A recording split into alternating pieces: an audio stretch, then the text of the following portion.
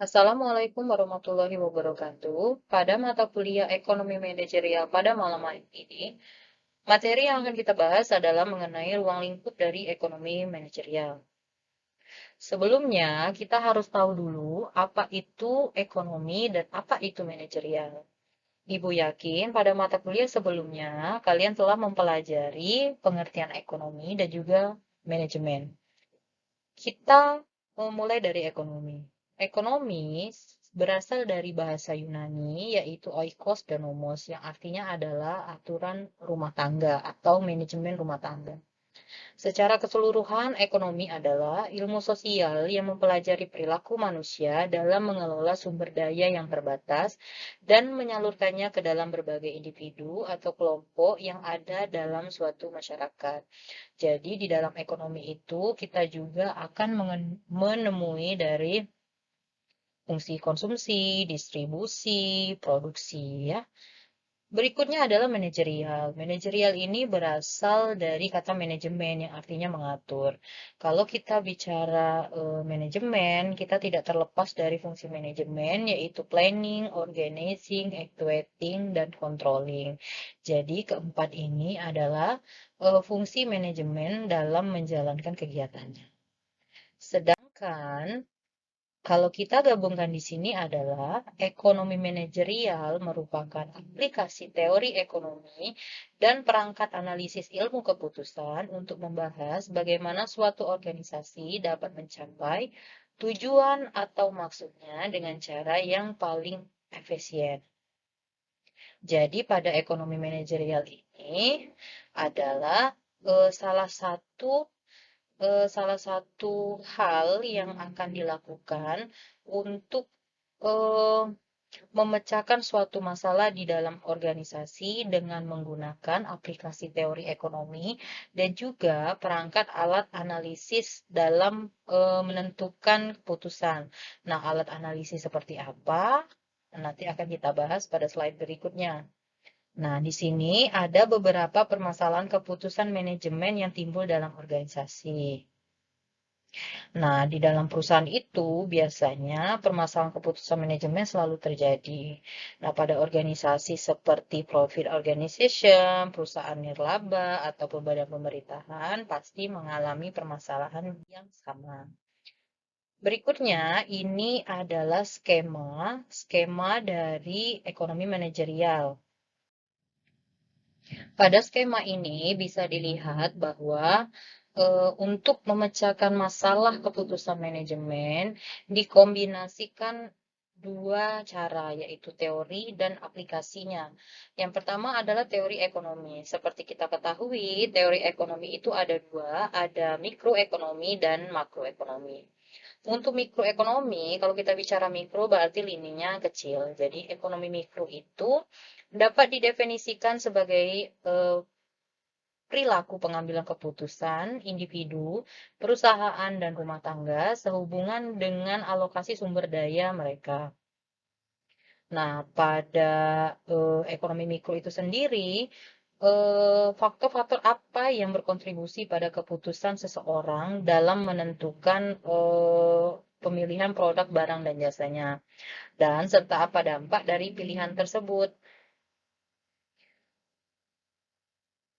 Jadi kalau kita simpulkan di sini begini, pada ekonomi mikro itu bisa dikatakan yang pertama adalah bagaimana orang dan rumah tangga itu menghabiskan anggaran mereka untuk menghasilkan barang dan jasa, gitu ya. Yang kedua, kombinasi produk dan layanan yang paling sesuai dengan kebutuhan keinginan individu. Sebagai contohnya begini, ekonomi mikro dapat menggunakan informasi dari laporan keuangan perusahaan untuk menentukan bagaimana organisasi dapat memaksimalkan kapasitas produksi dan outputnya untuk menurunkan harga dan menjadi lebih kompetitif. Jadi, untuk memudahkan perusahaan gini maksudnya. Jadi perusahaan itu dipermudah dengan dibuatnya laporan keuangan dengan cepat, tepat, dan minim kesalahan. Serta kita juga bisa, kan sekarang sudah disediakan software akuntansi secara teraplikasi gitu, seperti Accurate Online yang bisa kita download di Google atau di mana gitu ya. Berikutnya makroekonomi. Kalau kita bicara makroekonomi, berarti kita bicara lini yang besar ya. Kalau ekonomi makro dapat diartikan bahwa studi holistik tentang struktur, kinerja, perilaku, dan proses pengambilan keputusan ekonomi di tingkat nasional, berarti kan secara agregat. Pada dasarnya, ekonomi makro adalah pendekatan top-down. Jadi, pada pendekatan ini berupaya memahami perubahan dalam produk domestik bruto atau GPD negara, ekspektasi dari inflasi, pengeluaran, serta penerimaan dan pinjaman pada tingkat pemerintah seperti fiskal dan kebijakan moneter. Jadi kalau kita bicara ekonomi makro ini kan secara keseluruhan atau agregat. Jadi kita banyak hal yang kita pelajari secara keseluruhan tentang pendapatan, tentang anggaran, tentang inflasi, tentang produk domestik bruto dan sebagainya. Nah, kalau kita lihat di sini kan masalah keputusan manajemen ini bisa diselesaikan dengan teori ekonomi seperti mikroekonomi dan makroekonomi. Kalau tadi udah Ibu jelaskan tentang teori ekonominya, sekarang kita masuk ke aplikasinya. Jadi teori yang sudah kita telaah tadi, kita kombinasikan dengan ilmu keputusan berupa aplikasi seperti matematika ekonomi dan ekonometri. Kalau matematika ekonomi, kita menggunakan beberapa rumus untuk melihat dari present value atau nilai dari perusahaan tersebut, misalnya ya, menggunakan rumus-rumus yang sudah ada secara sistematis. Ekonometri, kalau kita menggunakan ekonometri berarti kita melakukan analisis secara statistik kalau menggunakan ekonometri. Jadi kombinasi antara teori ekonomi dan ilmu keputusan ini diaplikasikan oleh ekonomi manajerial untuk memecahkan masalah keputusan dari seorang manajerial tadi ya, memecahkan masalah keputusan manajerial, sehingga dari pemecahan masalah itu didapatlah solusi optimum untuk masalah keputusan manajerial. Nah, kalau kalian lihat di sini, tujuan dan kendala bisa berbeda dari satu kasus ke kasus lain, tetapi proses dasar pengambilan keputusannya adalah sama gitu. Jadi di dalam perusahaan itu kan tujuan dan kendala dari perusahaan kan berbeda-beda, tetapi proses dari pemecahan masalah itu sama seperti bagian yang ditampilkan ini. Berikutnya, ini adalah proses pengambilan keputusan manajerial, seperti menetapkan tujuan perusahaan. Nah, tujuan perusahaan itu kan ada beberapa macam ya, ada untuk mencapai laba atau untuk meningkatkan nilai perusahaan. Nah, mendefinisikan permasalahan yang dihadapi perusahaan, kalau kita udah tahu masalahnya, berikutnya kita identifikasikan solusi-solusi apa yang bisa dilakukan. Kalau kita sudah menjabarkan solusi tadi, kita pilih dari beberapa solusi tersebut, mana solusi yang terbaik untuk menyelesaikan masalah yang ada. Sehingga dari solusi yang sudah dipilih tadi bisa diimplementasikan dan diambil keputusan untuk menyelesaikan masalah tersebut. Nah, kalau kita mempelajari ekonomi manajerial, kita harus paham juga tentang teori perusahaan dan harus memahami ini wajib ya.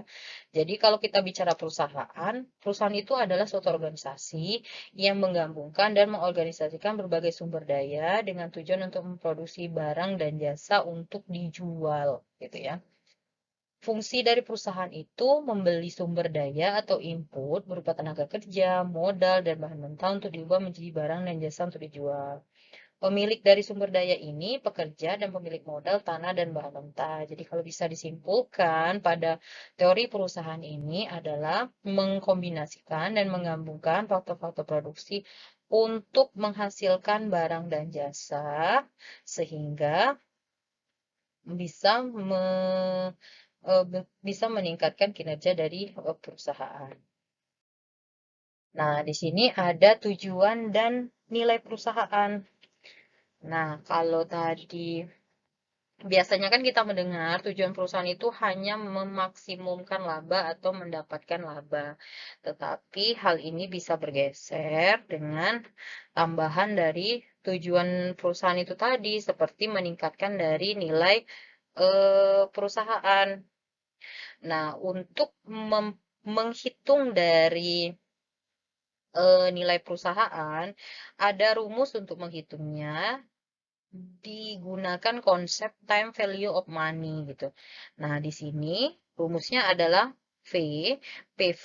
PV ini artinya adalah present value yang dapat diartikan bahwa nilai sekarang dari laba perusahaan masa depan yang diharapkan. Jadi, laba yang diperkirakan, yang diinginkan di masa yang akan datang. Eh,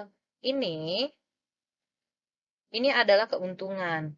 Nah, keuntungan ini diprediksi. Kita harus tahu dulu keuntungan tahun pertama berapa, keuntungan tahun kedua berapa, dan keuntungan tahun seterusnya berapa. Jadi, kita harus tahu dulu berapa tahun yang akan kita perkirakan labanya gitu, sehingga kita bisa tahu nilai dari perusahaan. Nah, kalau yang bawah ini 1 ditambah R. R di sini artinya rate. Rate di sini adalah tingkat suku bunga yang berlaku pada tahun yang bersangkutan. Jadi, kita perkirakan pada tahun pertama misalnya tingkat bunganya berapa, tahun kedua juga begitu, tahun ketiga juga begitu ya. Jadi kalau kita sudah diketahui semua, maka bisa kita cari nilai dari perusahaan tersebut, tinggi atau rendah. Nah, ini ada contoh yang telah Ibu buat. Pada contoh ini, perkiraan keuntungan perusahaan di masa depan adalah pada tahun pertama 250 juta, tahun kedua 300 juta, dan tahun ketiga 600 juta. Nah, hitunglah nilai perusahaan sekarang jika BI 7 days rate adalah 5%. Ini adalah rate-nya, ini adalah bunganya ya. Jadi bunganya 5% ini sama untuk setiap tahun. Nah, di sini ada penyelesaiannya. Present value sama dengan 250. Ini adalah keuntungan tahun pertama yaitu 250 juta dibagi 1 ini dari rumus ditambah R, rate-nya, bunganya. Nah, bunganya tadi 5%, kita desimalkan menjadi 0,05 pangkat 1. Nah, untuk yang kedua sama, kita buat tahun keduanya berapa keuntungan yang diperkirakan 300 juta. Berarti di sini ini 300 juta dibagi 1 plus 0,05. Jadi 0,05 ini didapat dari 5% ini tadi. Nah, 5% ini tadi kita desimalkan jadi 0,05 pangkat 2 karena apa? Karena tahun kedua. Tahun ketiga juga sama. Tahun ketiga itu 600 juta dibagi 1 ditambah tingkat bunganya 0,05 dibagi 3 karena tahun ketiga.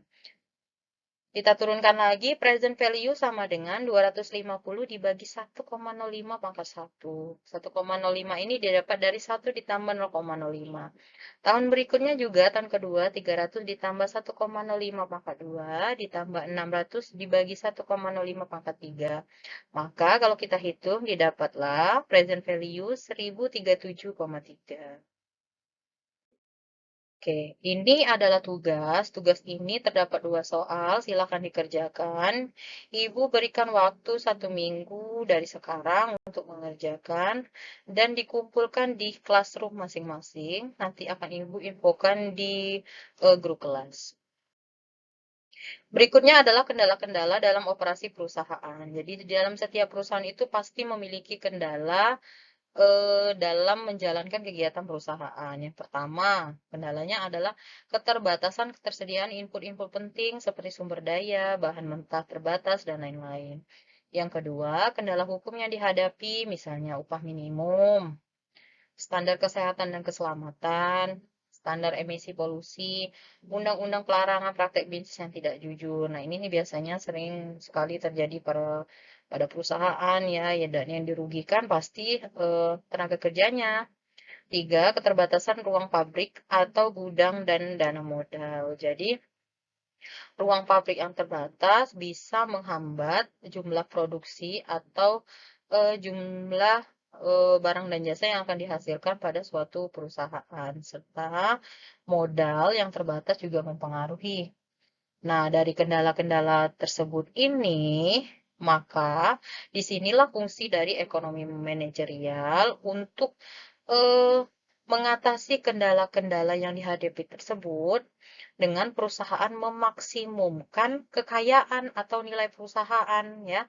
Jadi perusahaan itu menyelesaikan masalahnya dengan memaksimumkan kekayaan atau nilai perusahaan tadi, sehingga didapatlah optimasi terkendala atau constraint optimization. Jadi optimasi ini adalah optimasi terkendala.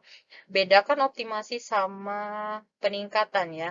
Kalau misalnya kita bicara optimasi, berarti kita bicara cara yang dilakukan untuk mengendalikan sebuah permasalahan dari kendala-kendala yang telah dihadapi. Oke, baiklah. Untuk materi hari ini cukup. Sampai jumpa minggu depan. Wassalamualaikum warahmatullahi wabarakatuh.